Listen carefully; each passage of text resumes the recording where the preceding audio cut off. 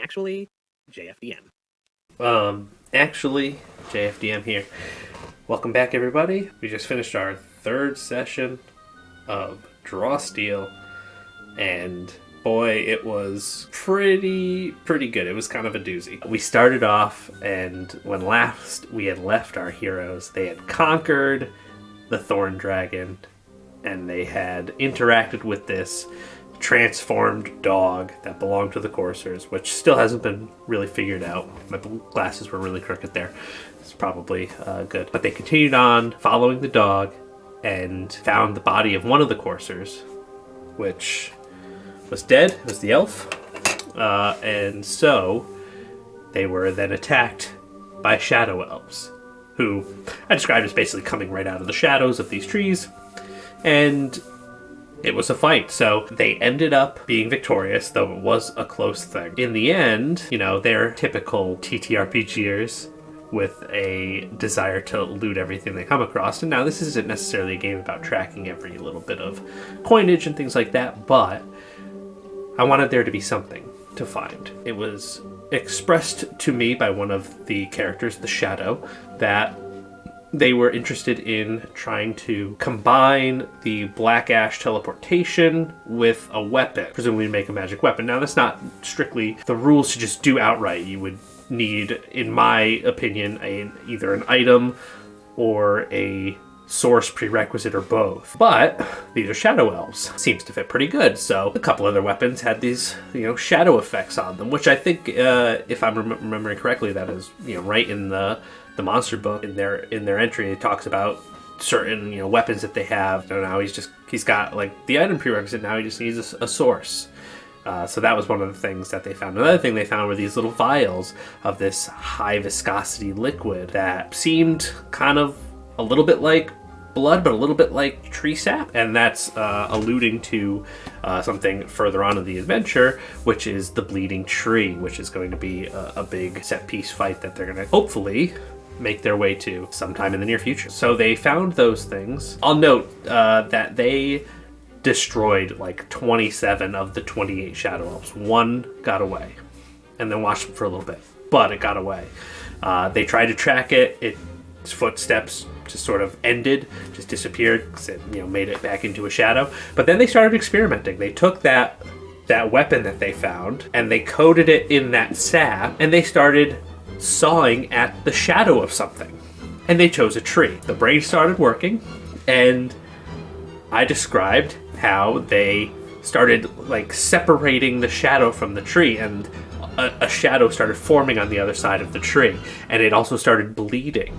It started like these rivulets of this same like liquid that they found in the vials coming out of the tree. They got a really high result when they were trying to do this, with help from one of the other characters. The Shadow, again, does this with a fully coated blade, cuts into this shadow. I gave him a glimpse into Equinox, where he saw a group of humans being marched across a plain by shadow elves, who, whereas before were described as grayscale, colorless, lit on one side, now they were in full color. They know they got a glimpse into this other manifold and saw a bunch of prisoners, a bunch of humans. These are connected by them, the people of Broads, and also the Carter and their family, etc., etc. So they decide, okay, let's head on to Broads now. They took a kind of a beating in that fight, and at the end I'll talk about the fight itself. But they took a bit of a beating in that fight, so they're getting low on recoveries, but they've also accumulated a chunk of victories now. I thought, like I think I said in the last video, that a dragon was worth 2 victories. That seems good to me. And this fight was tough. Again, given some of the parameters that I'll talk about a little further on in the video. So they got another 2 victories fast. So now they got 4 victories, but they're getting really low on recovery. So they're sort of going back and forth about resting. And they're like, oh, well, why don't we just rest? They've got that D&D5e mindset. We just rest and we're good. And I was like, well, no, in order to take a respite, you'd probably have to go all the way back to Enovia, which is 3 days away, and then you have to come back 3 days, and you just saw a bunch of prisoners being transported somewhere. So the hero in them is like, oh, geez, okay, well, we can't leave the prisoners. So now they're like, well, let's go to Broads. Hopefully it will be safe. And one of the other players straight up said, yeah, it could also be a ghost town. And I'm sitting there like, yep. So they head to Broads. They get to the edge of the town, and I describe it as it's a beautiful day. You can hear birds chirping, fluffy cumulonimbus clouds up ahead or up above, but I mean, you don't see anyone. So the shadow sneaks in. He's looking in windows, and I'm describing that he's seeing half-eaten meals. There's open doors, no people. So he heads to the center of town, where he checks out the tavern and the general store. Tavern, there's mugs on the counter.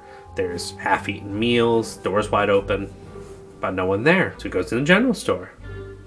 No one in there but a couple of squirrels eating some produce. So he goes behind the counter, and behind the counter, he finds a shadow very similar to what he found when they found the shadows of the Carter's family in the field of grass. So he decides to take that dagger, put some more of that blood sap stuff on it, and start cutting in the shadow. And he's hoping to get another glimpse. But this time, he gets a feeling of pain and suffering. He does it again, more pain and suffering. He's starting to understand that the Shadow Elf weapons, combined with this particular tree sap, due to the way I'm running the adventure, is allowing him to hurt someone in this other manifold via their shadow in this one. And that sort of speaks to the lore and the description of the Shadow Elves in the monster book about how they can wound things on multiple planes or manifolds in multiple manifolds. So he goes back to the group. They decide to head into town, knowing now that it is a ghost town and isn't going to be safe. And they make it into the center of town, where some of the shadows, which the Null climbing up onto the roof of the tavern spots the shadows, just like they found in the grass opposite of the sun, and some of these shadows come out and attack. So they have another fight on their hands, but they're almost through that fight. Even after just one round, they sort of trounce this fight. I'll talk about that here in a minute, but let's go back to the first fight. So I made that fight using the encounter value, encounter building rules from the book. And it was 3 groups of 8 minions. I used Woad Elf statistics, which their minions are all level 1, should be right in line. I just kind of reflavored them a little bit to be Shadow Elves as opposed to Woad Elves. I used some captains, again, using EV, attaching these captains. And then I had 2 other, caster type controller creatures, also level 1. So all of that equated to, I want to say, 42 EV. And with the 5 heroes with 2 victories, 42 EV should have been right in the realm of what was good. I had some knowledge based on a podcast or interview that James Intricasso did with, I want to say it was the Dice Society. They were talking about feedback that they had received, the survey that went along with these packets, both the Backer Kit one and the Patreon one.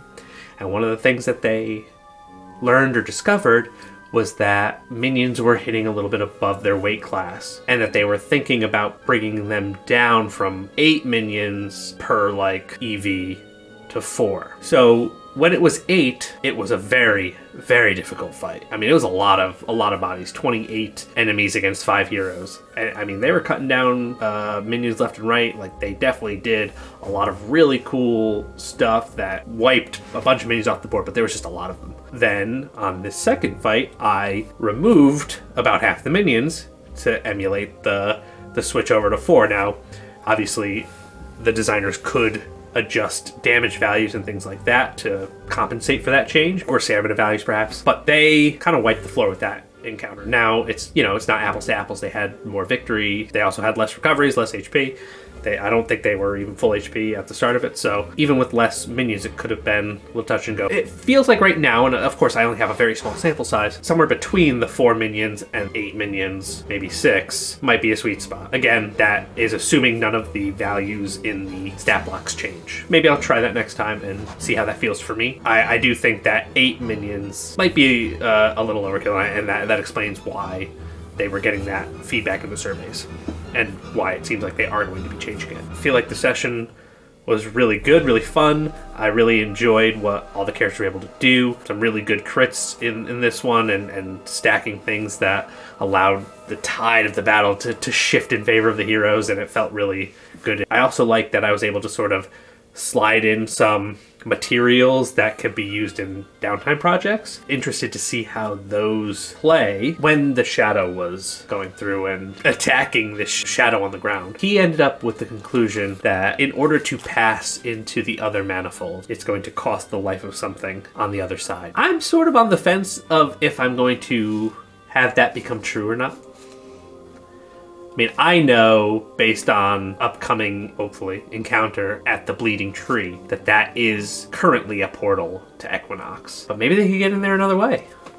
Could be interesting, although it would certainly cost them something not very heroic. Killing something on the other side, just attacking a random shadow, which is presumably a humanoid and innocent that they're supposed to be saving, right? Could get a little dicey for them. There might be an unintended consequence there while achieving that goal. I sort of introduced this idea of manifold spacing. So they were talking about the manifolds. I say, well, some are close to others. The material manifold or Orden is close to the world below, but then there are others that maybe are spaced a little further apart. So the closer a manifold is, the easier it is to pass between. Still hard, but the easier it is.